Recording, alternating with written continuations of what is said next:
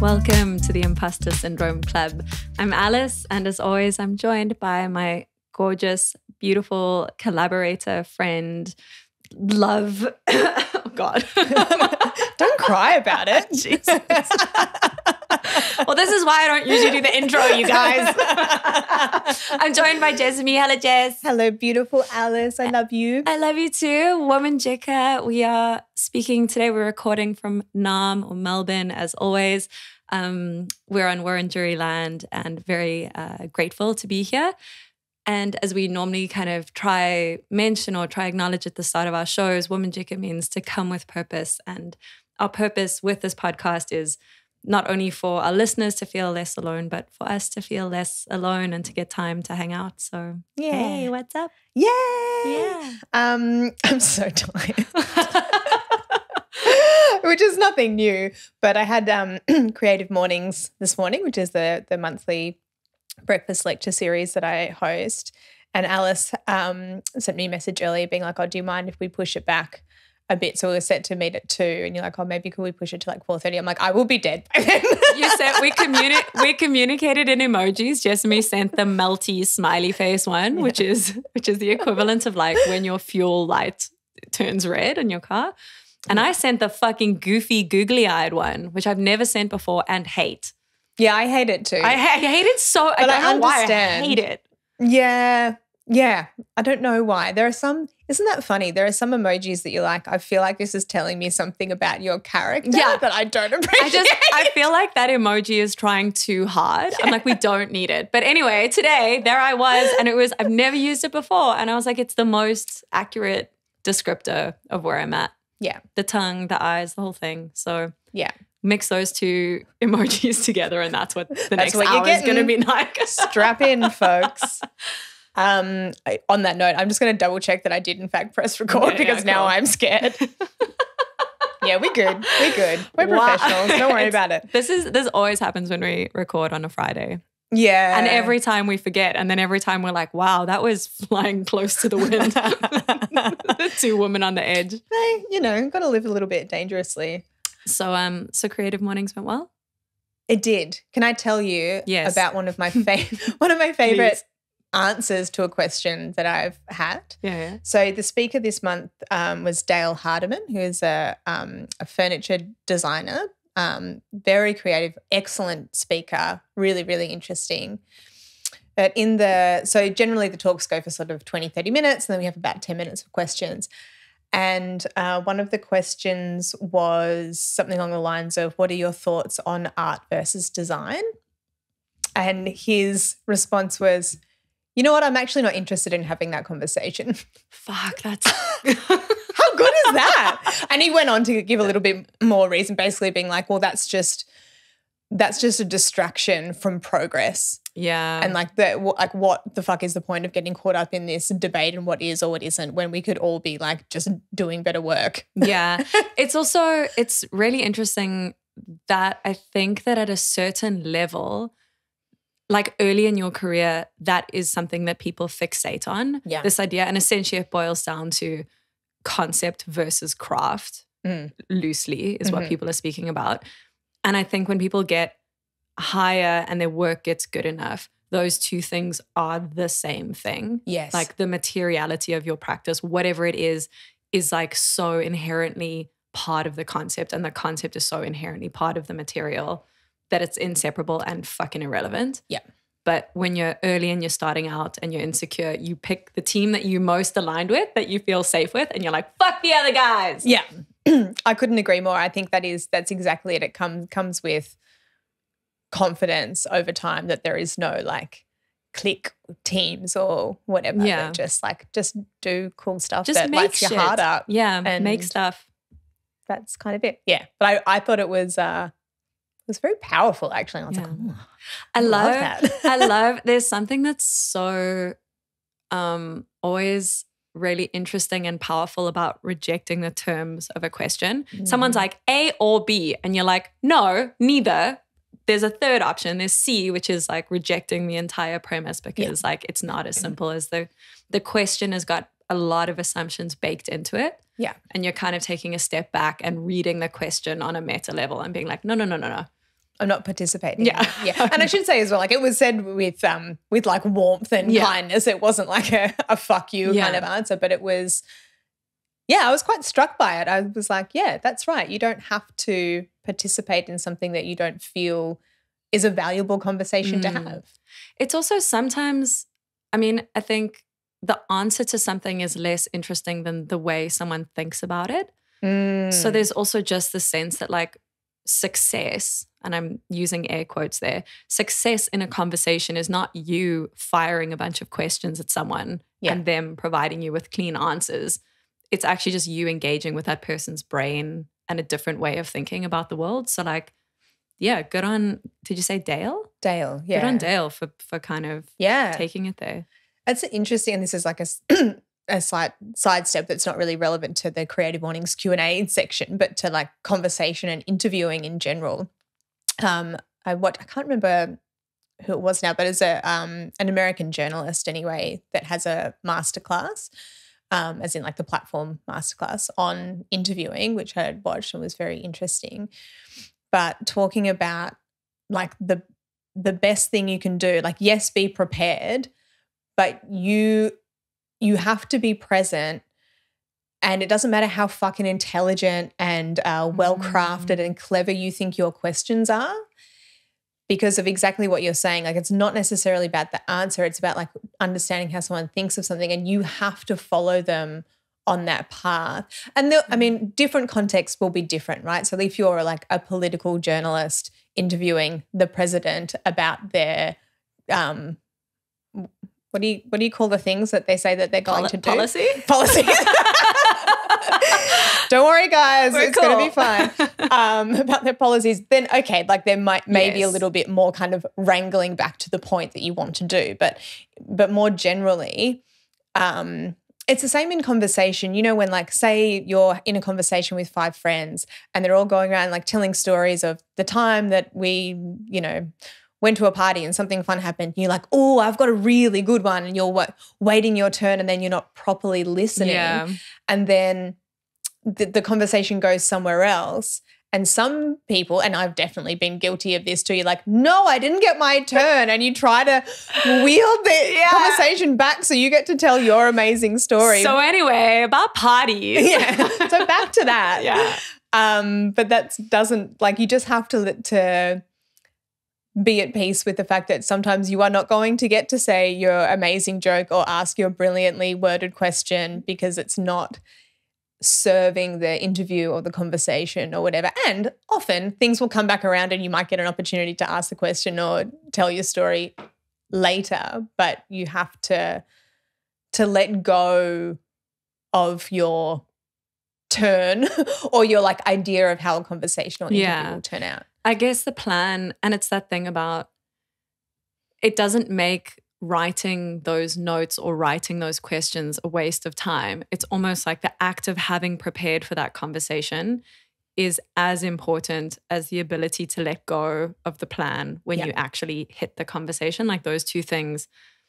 And it's hard. Like it's hard finding a graceful place to let go of. You're like, no, but I thought of a really smart thing. And this, and you're like, no, that's not where this person wants to take it. Yeah, exactly. Yeah, exactly. I'm not advocating for like complete non-preparation, although that would be in my style.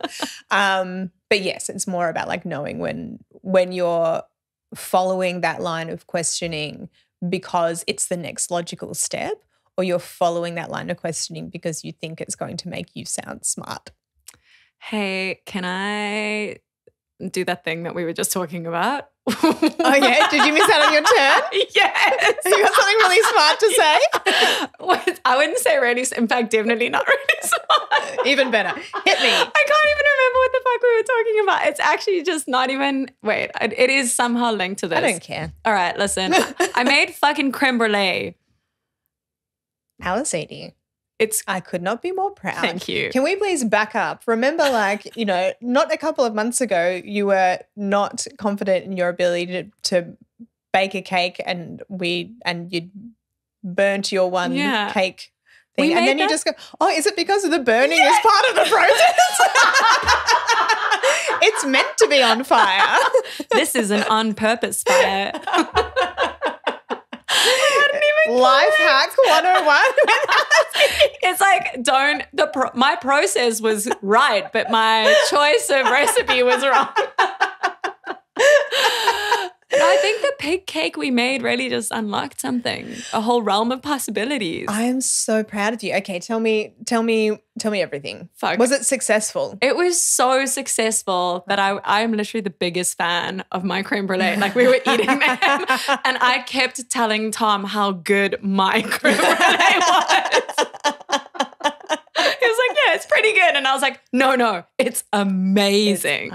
It was so good. It's like custard kind of, and then you like blowtorch. Yeah. The top? It's 4 ingredients. It's sugar, eggs, and 2 other ingredients. You mix them up. You just follow the recipe. You do what it says. You just obey the instructions, which is hard for some of us, but I did it. And then you put a tiny bit, you need it to set for a few hours. You put a bit of sugar on top, you blowtorch it.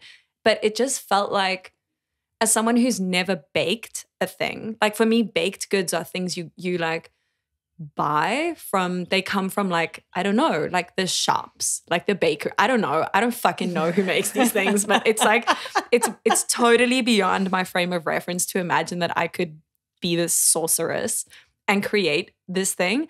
And it felt like sneaking into a party that I wasn't invited to. I was like, I just went to the shop and like bought these ingredients and no one checked my ID to see that. I've never done this before. I'm sorry, ma'am. Have you got a license for those eggs? Exactly. It honestly felt like that. I was like, am I getting away with this? This is crazy, you guys. Oh, that's adorable. Yeah, I made a thing. Well done. That is so. Did you have to go and buy a blowtorch? Yes, I bought a fucking blowtorch. I think that was my main incentive, was I wanted a blowtorch and I needed to like retroactively find like a good reason to buy. That was actually, just remind me, that was the link, sorry, the callback to when we were speaking earlier about art versus design, blah, blah, blah. And we were like, just make shit. Yeah. And that was, in my head, I was kind of just thinking I was going to ask you, like, what are you making at the moment, or what was the last thing you made? Because you went through a really fun phase of making nipple tassels for a while there. Sure did. Well, that's a good question. I've not made nipple tassels or creme brulee. I've not actually made a thing for a while, I think, and I think I'm not feeling good about it. Not feeling too many knots. You got this. It's not that I'm not feeling good about it. It's that I'm not feeling good as a result. Yes. Yeah. As you're not sitting feeling guilty. Yeah. But is it a little bit like when people, I shouldn't generalize, but I know for me, if I don't exercise for a while, I don't necessarily even notice that that's what slipped off. But my overall wellness, well-being, mental state, like the tide just starts going down. Yeah. I think that's part of it. But I've got this sewing machine that sits in the background of our podcast. Like I use it. It's a lie. It's like you've made stuff with it before. I have, but it's sort of like playing poker for me. There's always like, it's so long. I'm getting there. It's so long between occasions that I play poker that I have to relearn the rules every single time. And it's like familiar-ish. So it's not like starting from the very, very, very beginning, but it's also not like, I get a little reminder and then it comes flooding back. And it's the same with sewing. I leave it far enough between times, even like threading the needle and shit. I'm like, okay, like I know vaguely what I have to do, but I always like I miss a step or like I fuck something up enough that I have to like watch the same motherfucking YouTube video that I've seen the last 20 times. I picked up the sewing machine and be like, oh, that's right. God. I so get that. Firstly with poker as well. That's a perfect analogy. I'm like, I feel like I know how to do this, but I don't, in the way that's just annoying enough that it's not new. It's not shiny and new. It's the same. It's almost like I'll forget that I've watched the tutorial, but I go to YouTube and I can see that it's been previously watched. It was like 3 years ago. And I was like, who? Yeah. Which version of me watched this? There's zero recollection. It's the same with Photoshop as well, I find. Oh, yeah. I'm like, I kind of know how that thing works. Well, also like they change. I'm convinced with this new, I'm so mad at Adobe for this whole subscription fucking bullshit. Oh, she's angry. I will go here with you. It's so expensive. And the thing is, I don't, at least these days, because I use Procreate for a lot of stuff that I might have previously used Photoshop for, and because the way that I work has changed, I don't use it a lot, but I need it. I need to have access to it occasionally, enough that I have to have a subscription to it, because like I still do need it. It's just not something that I use all the time. And it's like $80 a month or something. It's so expensive. And that's just forever. Dude, so literally, and sorry for anyone who's not like specifically in design or illustration, just skip forward the next 4 minutes. But to geek out about this, I have been having these exact same thoughts, and a month ago canceled my Creative Cloud subscription. Also, because like 80, it's been half price while I was a student again, and it went back up to 80, and I was like, this is fucking insane. Yeah, and I was just like, you can just download it again as you need it. But I think I need it more than I do. I actually think most of it, Procreate has a workaround. It might be 20% less convenient, but for the amount of times that it's going to be necessary. Well, I guess that the added complication for me is that I do also use Premiere, and I will occasionally use Illustrator, and I'll occasionally use InDesign. So it's not just the one thing. Anyway, this is all very good. What I was going to say was, in your defense, when it comes to Photoshop, I'm convinced that they make updates, just like change tools around and shit, to be like, look, we changed something. It's worth paying a subscription for, but they're just like moving shit around and to look like something has. Yes, that's what they do. I think in the Adobe offices in San Francisco. It's actually been like, what was the one before? Like, what was the pre-Photoshop? Coral Draw. It's actually just still Coral Draw, but they've been moving the tools around for like 20 years. I'm convinced that that's what they're doing. Anyway, I'm very angry. That's our little shop talk section. Apologies to anyone who's not. I'm sure everyone can relate to feeling mad about paying heaps of money for something. I don't, like, for so many years I had a cracked version of Photoshop, or like the suite, I guess, maybe, that had just been passed around through like everyone that I knew. Everyone got the same, cracked file. This is many years ago. And then when I started using it more professionally, I was like, well, that doesn't, it works fine. But you know what I mean? It's like, if something went wrong with it or something, and so, like, I lost client work or whatever, but then then the subscription model was a thing. And then it's like, every now and then I'm like, I should have just stayed with my shitty cracked version, that all the tools where I like them. Yeah, but I think by now, like, that would be so, and like, it doesn't feel, the change happens slowly enough. Yeah. But I will say it felt great deleting a subscription. Like, it was interesting to see how much anxiety I had around losing that as a thing. I think it's been Photoshop, Illustrator, any of that Adobe creative software has been such a marker of my whole life as like a freelancing professional creative. And it's actually just weirdly like an identity thing. I'm like, not having it feels very reckless, and like I don't have the tools. That's interesting. But then if I was honest with myself around like how much I'm using it, and like you say, Procreate is fucking amazing and super cheap. But yeah, I don't know. I'm trying really hard. I changed my bank accounts, and I'm trying to see where my recurring subscriptions are, and like being kind of ruthless around cutting them, because people make it very easy. Like, people want you to spend money, right? So it's never hard to get it back. Yeah, exactly. That's right. That is something I definitely need to do. Look at what subscriptions I have, because definitely streaming services. I almost kind of, this is how I rationalize it to myself. Remember, like, back in the good old days of like Video Easy or Blockbuster or whatever, where you go and rent actual videos, you would easily spend $9 on like 2 new releases, right? Maybe, I can't remember how much it costs. So it's like $9 a month for like all of the stuff in the world. It's fine. But then I guess like once you do that on 5 different platforms, and it's $50 a month. But I'm also just like, you will remember from when we did our annual watching of Elf many years ago, and I subscribed to Disney Plus to watch that, or to watch something else maybe, I can't remember. And I was like, I know that I'm not going to cancel this. I'm going to say to myself that I will and I won't. Have I cancelled it? No, but heaps of good stuff on Disney+. This is exactly, you foretold it in real time. Yes, it was Elf. It was Elf. No, because I know we watched Elf. Don't try. Like, I don't know. Maybe it was like a Spanish independent film by an unknown director. Hey, I have absolutely no shame in how much I love the movie Elf. But no, I think we were originally trying to watch something else, but we couldn't get it. So we watched Elf almost by accident, and then it became a wonderful Christmas tradition. But yes, I did. I was like, I knew in the moment that I wasn't going to cancel it. But there's got to be a bunch of other stuff that could go. Idea. I think most people have it like at least one, potentially two subscriptions to some kind of meditation app. I've got Headspace. Exactly. Everyone either has Calm, Headspace, or Waking Up.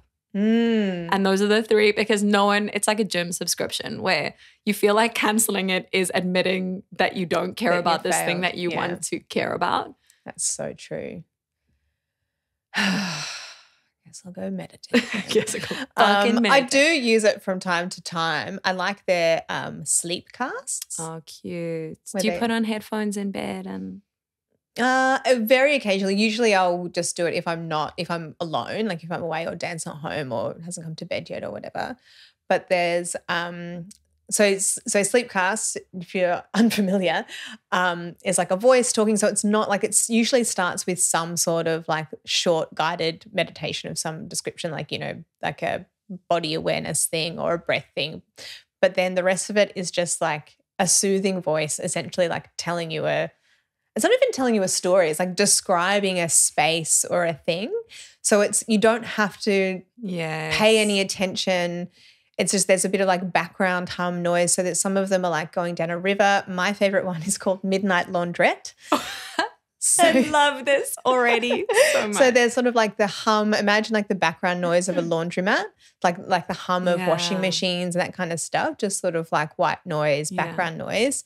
And then it's just a really calm, soothing voice that just is describing what the laundromat looks like and the different people that are in the laundromat and coming and going, and like, and there's a bench there and you can sit down on it, and you could just lie down and close your eyes if you wanted to. And it's just, I find it so soothing, and there's something so nice, because I'm really guilty of watching stuff in bed, like watching stuff on my phone. And of course, like everyone knows the fucking sleep hygiene stuff of all the things you're not meant to do. Don't look at your phone for this amount of time before you go to bed. Don't watch stuff in bed, blah, blah, blah. But then you're like, yeah, but I want to. but I want to do it. Yeah, exactly. And it, of course, fucks with my sleep, but I do it anyway. But this is like a nice in-between thing where I still have that like sound in the background, but I'm not distracted by it. I'm not like, oh, I want to know about Carmen washing her whites. Yeah, yeah, exactly. Like it's non-linear, so you can tap in and out. Yeah. And then, and I suppose also because watching stuff in bed, I find there's obviously so many different layers of engagement with content. But for most of the time, it's like I just want company. Like I just want to feel like something's happening, or there's someone else around, or there's something there. And that's it. Like I don't need to be seeing the thing. So it is, you want to be able to close your eyes and not be getting all that blue light, but just feel, that kind of ambient noise. I did a version of this in person the other night with Tom, where I told him my skincare routine while he fell asleep. So he's just like, we were just like lying there. No, on purpose. This, okay. that was going to be I wasn't just talking to him and he's like, fucking bye. Wow. No, it wasn't on purpose. It was on purpose. Sweet. He was just like lying there and we were both like really sleepy and he was kind of like falling asleep, and it was like, just like, okay, I'm going to tell you about when I do my skincare before bed.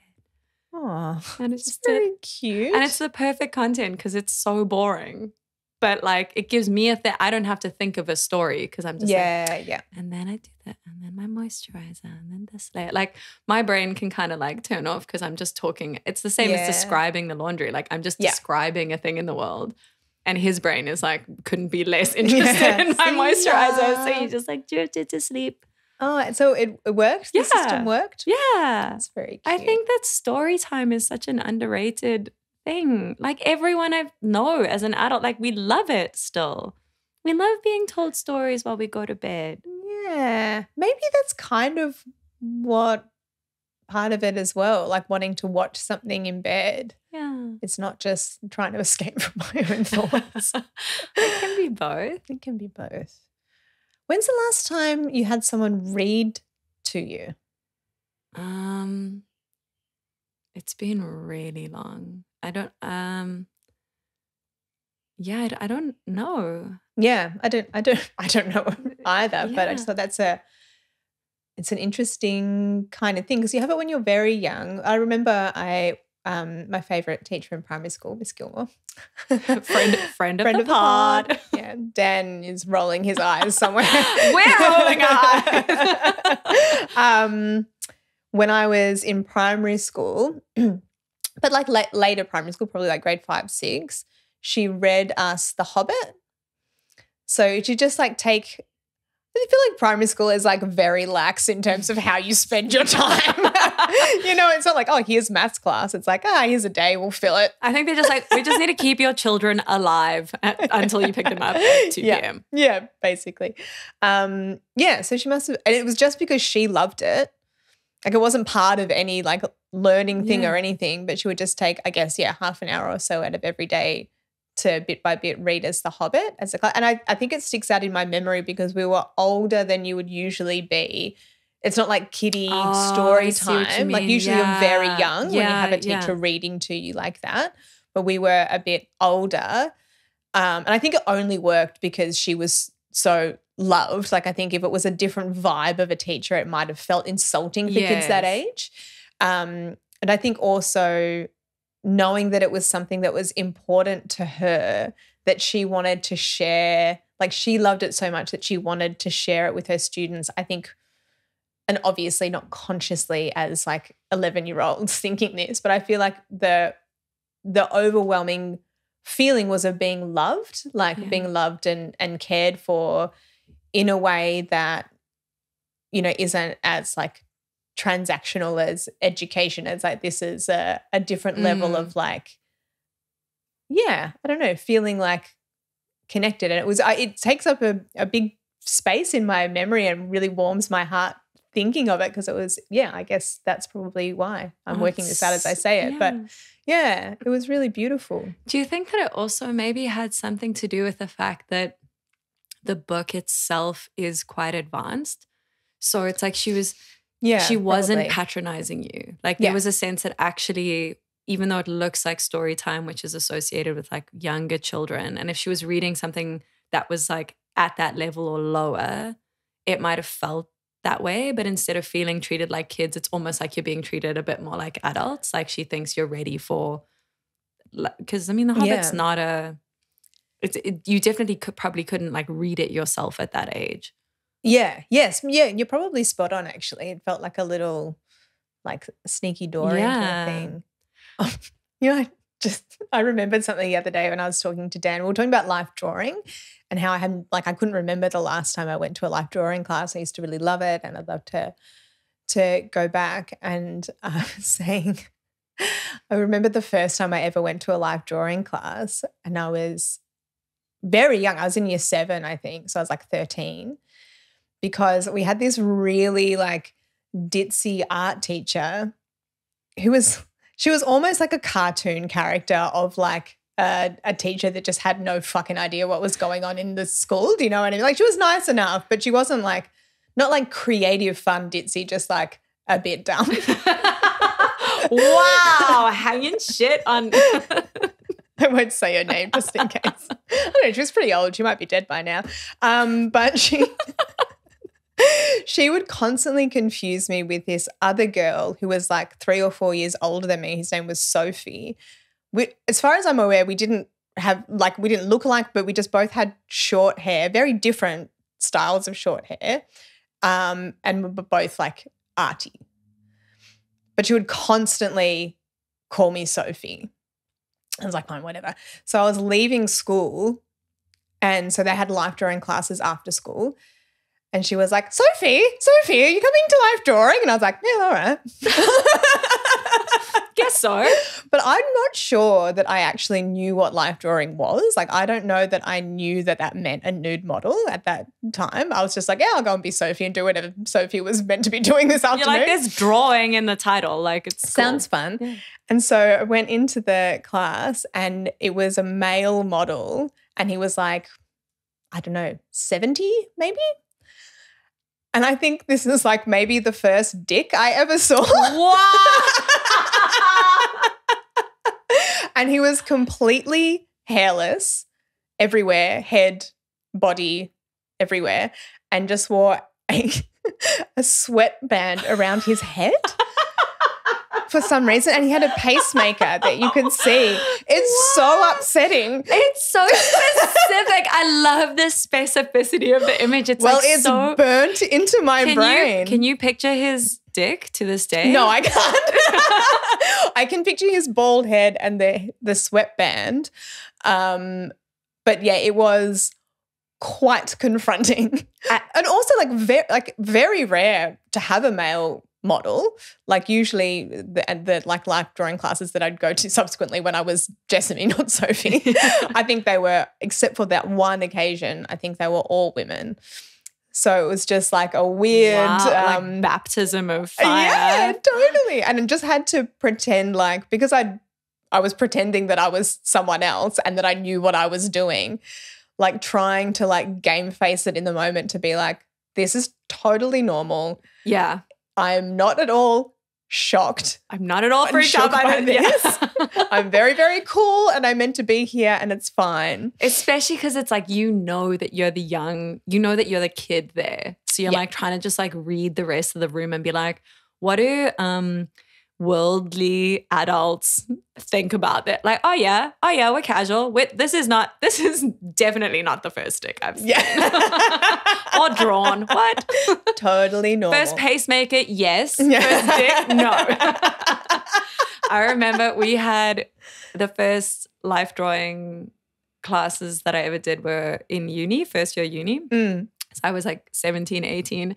And I remember they had a guy who was like it was often like the later year art students who'd volunteer to do it for a multitude of reasons, some of which were financial, some of which I just think were like getting off on that, which is also valid and cool, and you do you. Sure. And he definitely fell into the latter category. He fucking loved it, Nikolai. And he would come and he was like tall dude. And I can still, it was exactly us trying to be a lot more adult than we were, like trying to not giggle because like, you know, whatever, this is art school and it's all very serious. And I can picture his penis to this day in like 4K fidelity. I could honestly, I'd recognize it in a lineup. Like I know it so well. And I just remember my friend Bianca, like the lecturer coming at some point, she'd drawn everything except his penis. She was so like just didn't know what to do with it. And at some point, like the lecturer coming around and looking at everyone's drawing and like literally like tapped on her page, and I can't remember what his exact phrasing was, but he was like, you don't have to be scared of it, you know. And she was mortified. Oh, poor thing. I know, because we were all trying to be so like grown up and art and serious artists, you know. Yeah, but Nikolai's dick. Nikolai's dick. Nikolai. It is kind of a confronting thing to have to draw though. Like I feel, you know, like it's very, I mean, it's there. Out there. You know what I mean? Like women's bodies are a bit more like tucked away. Oh, they flow more. It's like if you're drawing breasts or a vagina, like they flow on from existing structures in a way where like the line is continuous. And you can almost like, you can give her like an impression of a vagina. Because, but you have to be a bit more detailed with a teeth. Yeah. You truly do. What are we talking about? When was the last time you drew a dick? I mean, look, like I can't recall. I don't have any burnt images into my mind like Dickolai, but consulting my memory, like that is potentially the only time I had a male life drawing model. But I feel like that can't be right. I must have at uni or at some point in time. But a long time, I would say, 20 years maybe. It makes me think of is it Superbad? The credits where it's like pages of just like a million different ballpoint pen. Oh, wait, hang on. Let me back up for a second. I was talking about from life. Oh, no. If you're talking about just drawing a dick? Yeah. Oh. This morning. So when Dan and I got married, his brother James gave a speech and it was very lovely, and he mentioned dick drawing as part of the speech. It was relevant to something. Anyway, as part of the sort of like wrap up, he'd said like, oh, it turns out Jessamine was just being polite and she was far better at drawing dicks than Dan. It was like it was related to another thing, but I can't remember the start of the story. But anyway, dick drawing was mentioned in the wedding speech. It was very funny and lovely. As a result, in our like guest book thing that you sign is full of dicks. So good. And nothing could have made either of us happier in the whole world. And like Sarah Firth, our first interviewee on this show and guest on our live show, drew like two dicks getting married. Like one with a little bow tie and a top hat. God, I love Sarah. Right. It's so good. It's so good. Sarah was at your wedding. She was. I was at your wedding. I wish you were at my wedding too. Damn it. I know. I really wish you could. It's funny because we think, and rightly so, like they are like big important events, and it was incredibly meaningful to me at the time, all of the people that were there. And obviously a lot of those people would still be the people that were there. But you sort of don't think about the fact that like it's just a moment in time like any other moment in time in your life. And some of those people you will grow closer to, some you'll grow less close, you'll grow apart from, some people will move away. Like life just looks different as you move on. But I think at least at the time for me when I was doing it, you feel like, oh, this is like not just the relationship with the person you're marrying is forever, but like these are the forever people. But of course that's not. I felt the same, it wasn't a conscious thought, but I think subconsciously I was like, this moment is frozen in amber, and this is like, this is the snapshot of like the people that will always be my closest people. And like you say, like they are mostly for the most part still there, but that's why we should just have more weddings. I know. I really want to, but it's like there's that very specific thing of like when someone says they're like renewing their vows, you're like, what happened? Someone what fucked happened? Up. But I get it. Like it's just like it's a thing that you do feel like doing. As an aside, on the friendships changing and stuff over time, and I can't remember where I heard this, but it was on a podcast or a reel or something that I was watching, someone talking about how most relationships end, including friendships, which I thought was really interesting. So not end, as in like they don't last forever. So most romantic relationships don't last forever because ideally you have one, if any, that lasts forever. You know what I mean? Yeah. Or you have multiple. They could go for a very long time, but they don't necessarily last forever. And we don't think about friendship in the same way. Like you will have a small amount of friends who you will have forever, but most you won't. And that doesn't mean that something dramatic happens and you have a fight and you fall apart. It just means that people grow closer and further apart. Yeah. I just thought it was an interesting. I'm not necessarily saying this is entirely true, but and that the number of, because obviously, well, for most people, you are having one romantic relationship at a time when you can have many friendships at a time. So the volume is different. Yeah.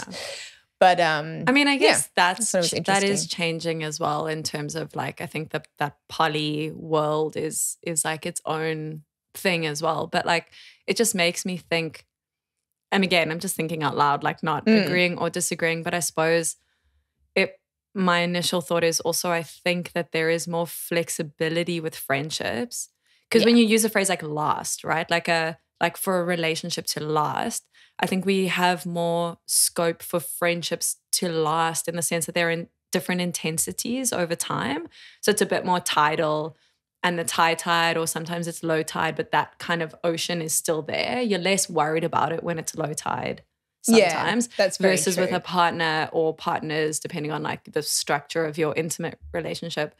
There's a much smaller threshold of like what you will tolerate in terms of if someone drifts far away, there's only so long you can kind of survive that and still call it an intimate relationship. Yeah, that's very true. And I think about like some of the people who I would consider my closest friends who I adore. We could like go a year without talking. Yeah. And it's not because anything has happened. It's just like our lives are, and as soon as we pick up the phone, it's like back to where we left off. But there's no like, if I didn't talk to my husband for a year, exactly, that would be quite concerning. 100%. And definitely that's a thing I felt a lot moving is I think obviously different people have different ways of managing friendships that aren't IRL, so to speak. And like I am not good. I'm not a good texter. Like I try, it's just not my way. I'm not great at that. But there's no love lost. And I think, but it has been a journey in terms of also trying to understand that I have friends for whom that is like very upsetting and they feel really left behind and hurt by that. And it's like, how do you, I don't know, like finding a middle ground where it's like, I want to be a better friend to them and be more available in that way. But also it is so not me. I'm like, if you, it's just not, and it's no reflection of caring any less, but I'm just like, it's, you know, I'm like, when we're in the same place, we're going to catch up and it's going to feel as much love as it ever did. Or once however many few months you see something funny, send a photo. You don't need any fucking caption. I don't need that from you. Like I know that the love is there, but it's hard when you know you're hurting someone. Yeah. But it's like you're hurting them by just being yourself. But yourself is a bit shitty. Well, it's not shitty. It's just the way that like the way that you are, communicate, show love, whatever. But it is tricky because it, like to our episode last year with Mark Manson, everything is wrong. Some things are just more wrong than others. Or like everything is right and some things are more right than others is kind of two sides of the same coin. That it almost doesn't matter, unfortunately, that from your side, you're like, it doesn't mean that I love you any less. If it feels that way to them, unfortunately, it's true. Yeah. But that doesn't mean that you have to like force yourself to do something that now is just admin because that doesn't feel good for you. Yeah. Do you know what I mean? That doesn't feel like an exchange of love. That feels like an item on your to-do list. Yeah, 100%. So it's I've got no answers for you. It's sad that it's not anybody's fault. Do you know what I mean? Like I've been thinking so much about this and actually have been meaning to speak to you about this, like on or off air, whatever. But just that exact thing around like friendships where there is no bad guy, but just the way that people love each other is not good for the other person. Yeah. And I had this example and I'm like quickly playing it through in my head to work out if this, whatever, we can cut it if it gets weird. But like there's a friend that I share studio space with who doesn't listen to the podcast, so who gives a shit. And if she's made it this far, then good, we'll talk about this. We'll finally fucking talk about this. But I was in a shared studio space. I invited her. She moved into a shared space. We were like sitting together in the kind of like dark corner, and there's like the other half of the studio is light, and it has these big windows and like natural light. And a few of the other previous residents moved out, and desks became available like on the light side. So we like had this window of opportunity to like move. Yeah. And in my mind, I was like, well, we sit together. So when the studio manager had like offered the desks, my friend wasn't there. And I was like, well, I'm not going to move. And she arrives on Monday and I've like fucked off and left her in the corner. Sure. Yeah. That to me is just like wouldn't feel. So I was like, okay, mental note, like I'll chat to her about it. Didn't get around to it. Then like a couple of days later, I see her on the weekend and I'm like, oh, hey, FYI, like Pete's mentioned they've got tables available. I'd be super keen to move to the light side, but like I wanted to chat to you first. Like, would you be Sorry, interested? I'm just very entertained by the light side. I'm getting over it. I'm sorry. We literally sit in like the dark, like the little golem that I am. Yeah. And I was like, yeah, so like the discs become available, whatever. I wanted to check with you. Like, are you keen? Not keen? I'd be keen, but also don't mind saying, but you know, the whole thing. And she just kind of smiled at me and she was like, yeah, I moved 2 days ago. Like I already moved desks. So yeah, right. And like also nothing wrong with that. Like, so in that moment, like I was super hurt because I just felt like a fool. I'd literally been like, yeah, but I wouldn't move without you. Like we're a team. And this person's like, okay, clearly the rules we're playing by are different. Yeah. I also recognize that there was no contract. Like, yeah, this is me writing what I think our kind of what the parameters of this relationship are. Yeah. She obviously has different ones. If we'd sat down at some point and ever had the conversation and one of us had like broken that understanding, that's a different thing, right? But this is just like we're two humans with a different way of thinking about what we do or don't owe the other one, I guess, to put it in a really like weirdly transactional way. So it's just one example and like of, you know, kind of other, but it got me thinking about this idea of like, what do you do when your feelings are really hurt by someone, but that person did nothing wrong? They were just being them in the world, but also you have the right to be you in the world. And like sometimes the way we love each other is just like not compatible. Yeah. I know it's just one example, but do you know what I mean? Yeah. I'm like, it's not for lack of love, but I'm like, the way you love hurts me. This sucks. Yeah. And I'm sure for the other person, like potentially that must also suck. She's like, oh, I just did a thing and now you're pissed. Yeah. That's also shit for her. Like it works, that cuts both ways. I'm gathering my thoughts on this one because I have a few different like conflicting perspectives. The voices in my head are fighting with each other. Because I think from one perspective, like, yes, agree with all of that. Like everyone has the right to be themselves in the world and them just showing up as themselves. If that's the way that you do or don't show love, that's a thing. And obviously, of course, she didn't mean to hurt your feelings. Totally. However, if you have a close friendship with someone, I think you do, even if you like, it's not the way you wouldn't be upset by a thing, you do sort of develop an understanding of what might or might not upset the other person. And so we are very different, right? You and I in how we work. And I guess we are particularly lucky because we've had the opportunity to collaborate on a project, which has meant we've had to look really deeply about the way that we like to work, what makes us feel comfortable and safe, what irritates us, what, you know, and deal with different sort of styles of working. So maybe it's not a fair example because what's been asked of our relationship has been a real gift in that it's made us understand each other very, very well. Like yesterday, you've been snowed under with work, mainly work that I have piled onto you. So in a way, it was my own fault.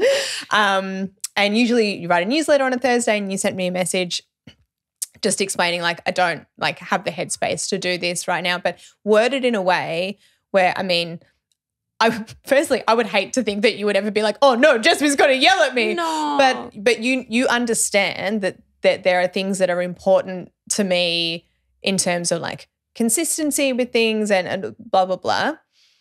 But we're able to word it in a way where I felt really seen and understood, but also really understood it from your perspective. And I'm like, yeah, of course. Like this is not, a newsletter doesn't go out one week. This does not change the world. But I don't know. Fucking. Am I making any sense? I'm just rambling a bit now. No. Can I say what I think is maybe the like? There's always the issue that's on the table.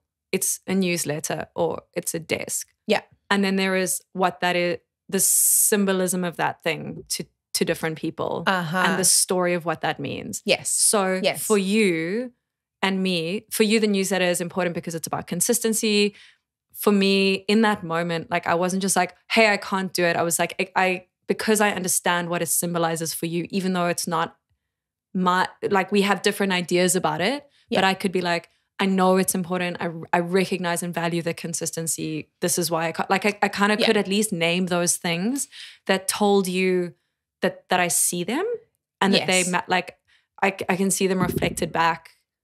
Yeah, and for the desk, I'm like, it's not about the desk. Like to me, it's about this idea of like a team, I guess, or being like that. There's something about our dynamic that is special in that studio. It's a shared space, but like we're a little team. We kind of like came in here together, or like we're here as whatever. And that in that moment, it was a realization of like your script or this is not a shared symbolism. Like you do not share that system. And actually you don't need to share it, because like if we disagree about the newsletter thing, or not disagree, but like that's not a shared. We just see it differently. Yeah, exactly. And like the desk thing I think could have also totally been fine if there'd been like an acknowledgement of at least seeing what it is to the other person. Exactly. This is the ramble that I was trying to get to. Thank fuck for you, Alice Edie, and finding some sense in my nonsense. But this is it. So it's like you don't have to share the meaning. You don't have to share the symbolism of the thing. But that doesn't mean you can't understand and respect what it means to someone else. But again, all of us as humans walk around assuming that other people are mind readers and that they would somehow know the desk is not a desk. Well, you wouldn't necessarily know that. So, and this is where I keep going back and forth in my mind. I'm like, well, if you have like that relationship with someone, like what is your, like duty sounds a bit fucking heavy, but like what is your, like what is a reasonable expectation of someone to understand or not understand about the meaning that you have made about a thing? I don't know what the answer to that question is. I think it's probably, I mean, I have no idea what the answer is, but I think that that's exactly it. And I guess it depends on the relationship, but that was something that Sorka, our therapist, said to me when I was ending my previous relationship, was just like, I know that I do that a lot and exist in like a very symbolic and everything means something world. And she's like, that's fine. You are welcome to do that as much as you want. But unless that is shared in a relationship, you also kind of need to at least be aware that it's not a real thing, because it feels very real to you. The meaning that we project onto things feels fucking real if you don't pause yourself in that moment and be like, actually though, like what am I feeling and what is actually happening in front, which is just like someone packed up their laptop and moved 5 meters away. Yeah. That's actually all that happened. Why do you hate me? Why is love alive? Yeah. And and I'm sure we've spoken about this before, but like in those moments of like tailspins, which is not, I don't know how useful this advice is, because when you're really wrapped up in it, it's very, very hard to step out of it. But to try and objectively look at the thing and be like, well, what is the truth? Like what are undeniable truths? So the only real like undeniable truths in that situation is exactly what you just said. Someone moved desks. Yeah. I know. And then you can explore out from there. But like that's the only thing that has actually happened. But but it is like that is very hard. Well, it's I guess it just more was like it's been on my mind, this idea of like the kind of natural ways that we have to love people and how so much gets lost kind of in translation as well. Yeah. And how much maybe different relationships, we have different thresholds for how far we're prepared to travel from our default and love someone in a way that's like not necessarily our first language. That's really, really, really interesting, because I've thought that too, and I know we've spoken about love languages a lot. I was going to go there. But it's something I think both of us have found very useful in all kinds of relationships. But you're right. It's like, because it's not just about how you like to receive love, it's how you show love, right? So, so if someone likes to receive love in a way that's not natural for you to show love, sometimes that can be like, oh, cool, I didn't know that. That's a slight edit and that's easy for me to do. That actually doesn't take a lot of energy. But sometimes it might be like, that's actually very unnatural for me and it doesn't feel like love from my side. And then there's something that feels false about it. Yeah. Yeah, it's work. It's shifted from there's work that feels good to do. It sometimes feels really good to be outside of your comfort zone because you're in doing it as like this act of service for someone that feels good. But then there's a threshold and you're like, no, it just feels like work now. And I also wonder from the other side, does it still feel like love? Because if you're like, say that the love language is gift giving, for example, and that's not a natural way that you show love. Very natural way for me personally. It's all of the flowers. As the recipient of so many flowers and chocolates from Jess. I love it. I love it. So beautiful. But let's say that's not the case, right? It's not something that I'm like, oh, I hate doing that, but it doesn't feel like love when I'm doing it. It just feels like buying you a thing because it's not. Yes. I don't associate those two things. Do you then, as a recipient, if you know, like, does it feel different on your end? Even if we haven't had this conversation, right? But it's like, you know, when you eat something that's made with love and it kind of, you know, tastes different, it feels different. Do you think being the recipient of love in a format, for lack of a better term, that is not natural to that person, does it still tick that box? Like, does it still, even if that person does love you, it's just not their native language? So the first, I think this goes back to that very suspicious word, authenticity, because it's basically coming at it where it's like, okay, it's not your default. Say my primary love language is touch and my partner's is not, right? But for me to feel loved, I want back tickles all the time. Yeah. Which is true. For anyone listening, call Tom. It's true. But he knows. But no, so like, but hypothetically, right? If it happened that wasn't his way of showing love. So the first part of that argument is like, okay, but it's now not authentic to that person because it's not their default. But I would almost say that like that wouldn't undermine it. That would actually add extra weight to it. Because if that person's just doing the thing that they would ordinarily do, then cool. They're just doing whatever the fuck they would be doing anyway, right? But it's like if they are seeing what you love and need to feel loved, and it is a foreign language to them, but they are showing up and being like, I will learn that language for you. I'm like, that's way more amazing, right? Like that they're prepared to cross that distance for you to meet you where you need to be met. I yes, I do agree. It can be both. No, right? I do completely agree with you. I just wonder, like, and I guess some people are bilingual or multilingual in these languages and it's easier to jump between them. But I imagine like you could try and learn that language, but maybe you're just like real shit at it and get frustrated and then it doesn't have the, you know, the intended result. And it is just going to feel, it's going to click in a way. I would imagine that's what people are speaking about when they speak about clicking with someone. Is that it's like you're meeting and it's you speak the same first language. It's just easy. You can run with it. Yeah. But both are beautiful in a different way. Do you think love languages change over time? Yeah. Yeah, I think so too. Yeah, I think I used to be more, I don't know. I think that my previous partner, who was very much like he showed love by acts of service. And I think that that's really changed the way that I love in my new relationship. Like I often catch myself doing things that like he used to do for me that I almost, I don't want to say didn't appreciate because I think that's too simplistic. Like I did, I recognize them, but there's something about, I used to be the recipient of them and now I'm inhabiting those actions in a way that feels really, really good.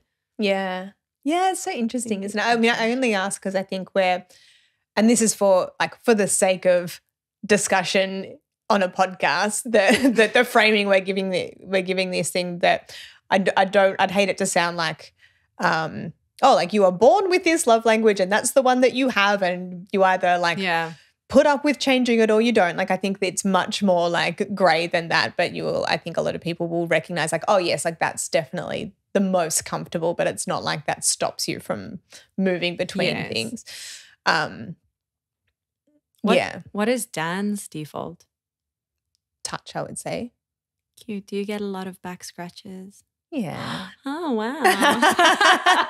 Yeah. And I think I think particularly for in terms of like receiving love, definitely touch is very important. In terms of showing love, I think acts of service is definitely is right up there.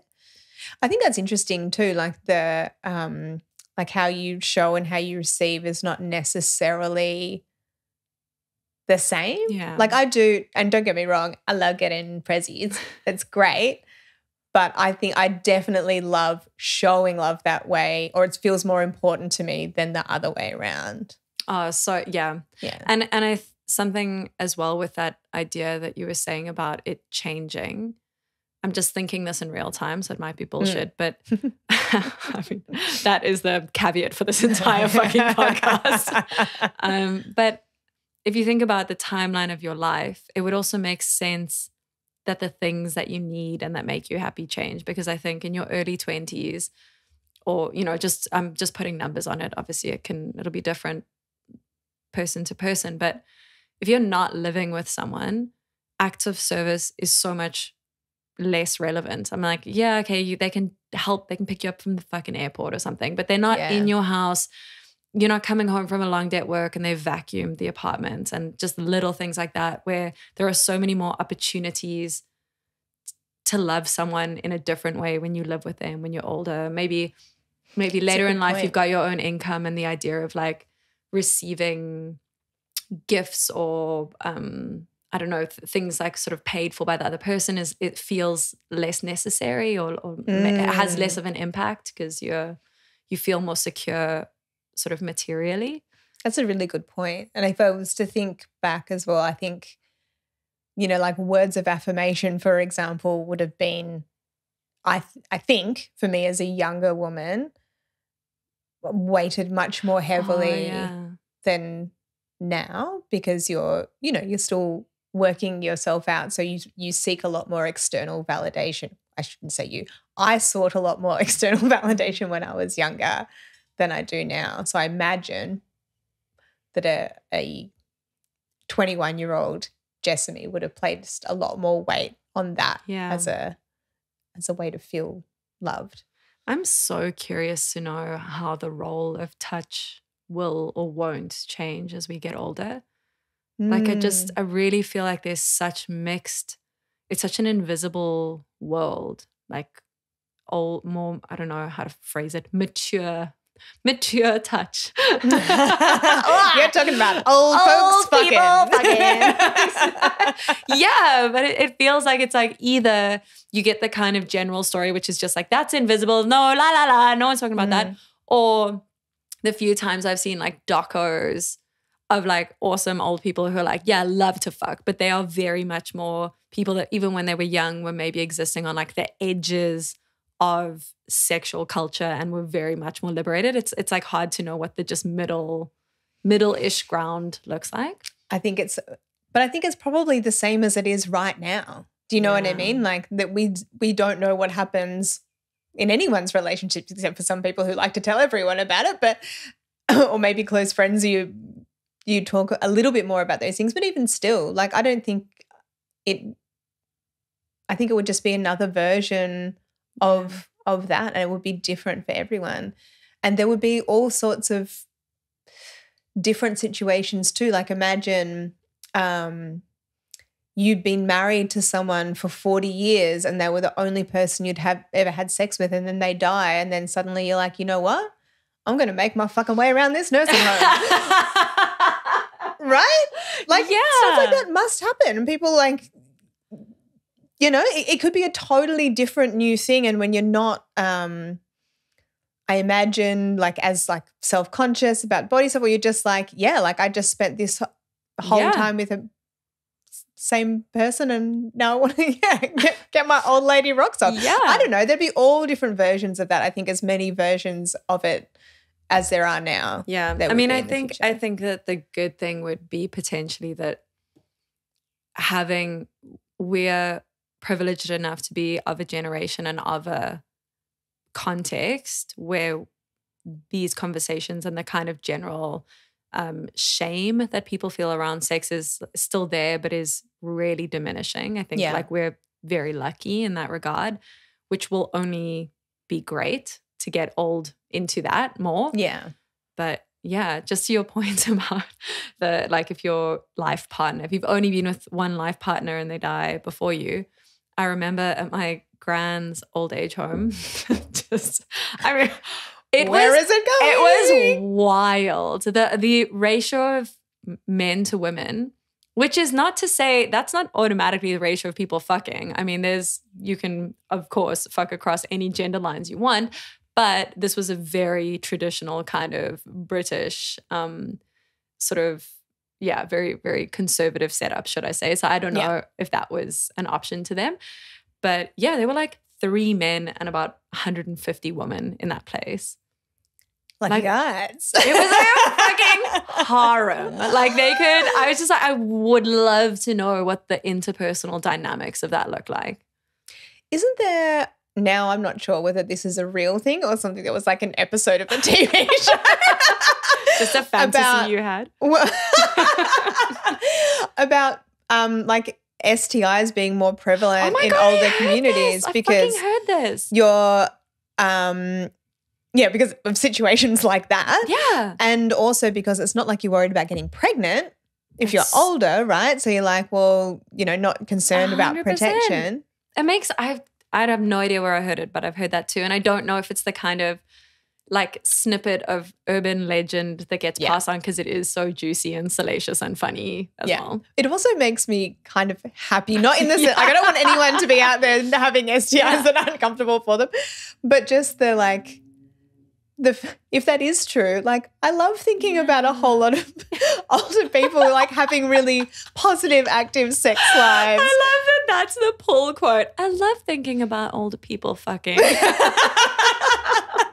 Well, yeah. I mean, not picturing it, not the specifics, but I think it's like, fuck yeah. It's awesome. I agree. Yeah. Well, all right. I don't know how this can get any better than that. I'm trying to think of any way to kind of wrap that up and put a little bow on it. But I'm just going to go with thanks for hanging out. Made my heart happy as always. Me too. Thanks for hanging in there. I feel like there's been a lot of, I should stop doing this actually. I feel like there's been a lot of apologies of I'm tired and I'm blah, blah, blah. I'm trying to just hold it together. But there's no this is just, it's a slice of life. Yeah. This podcast, and I will not apologize. Don't. The same way I won't. Remember an hour ago, which feels like a week ago, where I literally choked midway through the intro. That's how we roll about it. Yeah. Love it. Well, thanks for hanging out with me, Miss Alice Eady. I love you. Thanks for hanging out, and thanks for hanging out whoever's listening to us in their sweet, sweet ear holes today. Yeah. Wow. That was me sucking your brains out your ear holes. We should have stopped this like a minute ago. Okay, bye. Thank you for listening to the Imposter Syndrome Club. Please follow us wherever you find your podcasts. And if you're feeling extra kind, rate and review. Or if you got any insights or value from this, share with a friend. You can also find us on Instagram @ImposterPod or online at impostersyndromeclub.com.